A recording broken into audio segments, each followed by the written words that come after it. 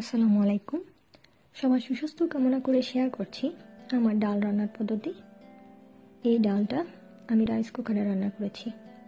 যারা বাইরে পড়তে এসেছেন এবং একা থাকেন, আমি মনে করি এই রেসিপিটা তাদের জন্য খুবই উপকারের হবে। চলুন যাওয়া যাক মূল রান্নায়। প্রথমে আমি মসুর ডাল নিলাম প্রায় 1 কাপের মতো। ভালো করে ধুয়ে এর মধ্যে আমি যোগ করব 4 কাপের মতো পানি।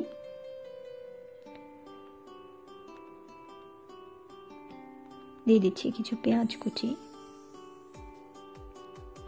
আর সাথে আরও দিব ডাল রান্নার মূল উপকরণ হলুদ এবং লবণ। এটা কিন্তু রাইস কুকারের বাটি।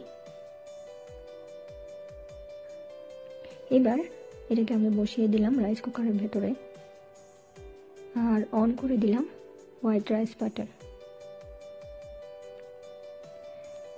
একটা ছোট্ট টিপস, যারা প্রথম দেশের বাইরে পড়তে আসবেন, ওয়ালমার্ট থেকে এই ছোট্ট বেবি রাইস কুকারটা দয়া করে নিয়েন না। কারণ হচ্ছে এটা যদিও সস্তা, কিন্তু এর ভেতরে স্পেসটা খুব কম, আপনার এক বেলার ভাতও ভালো মতো হবে না।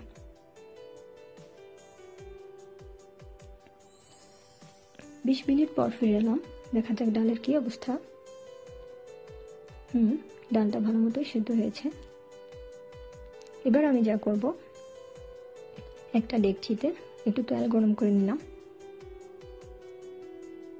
দিয়ে দিচ্ছি কিছু রসুন কুচি,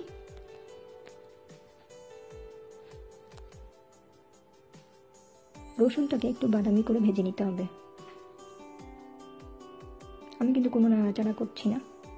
একটু বাদামি হয়ে গেলে এর মধ্যে দিয়ে দিলাম একটা তেজপাতা।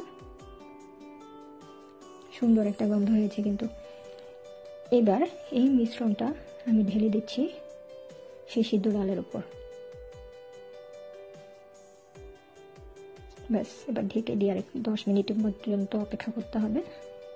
আমার মা দেশে সাধারণত পোলাও পাতা ব্যবহার করে, আমার এখানে পোলাও পাতা নাই, তাই আমি এই তেজপাতাটাই ব্যবহার করছি।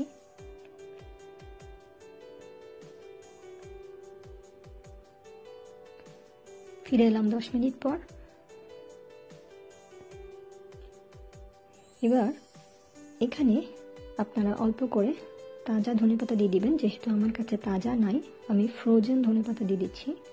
লকডাউনের কারণে বাইরে যাওয়া নিষেধ, তাই এটা আমি আগেই রেখেছিলাম, সেখান থেকে নিয়ে দিয়ে দিচ্ছি। সরাসরি নিয়ে দিয়ে দিবেন, অপেক্ষা করবেন না ডিফ্রস্ট হওয়ার জন্য। এটা কিন্তু দেখতে একদম তাজা ধনের মতোই লাগবে।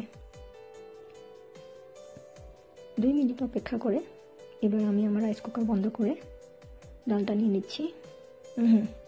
ভীষণ গরম।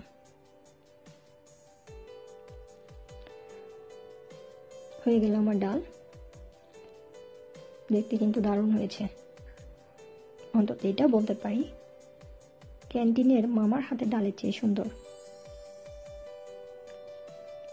এই ডালটা লেবু দিয়ে খেতে আমার খুব ভালো লাগে। দেখা যাক কেমন হলো।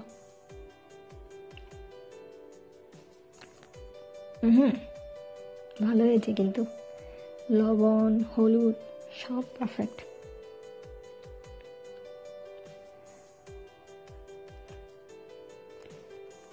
আচ্ছা, আমি খেতে থাকি। ও, আপনাদেরকে আমি পোলাও গাছের কথা বলেছিলাম না, এই সেই পোলাও গাছ। আপনারা হয়তো অনেকেই চিনবেন। তো আজকে এই পর্যন্তই। ভালো থাকবেন।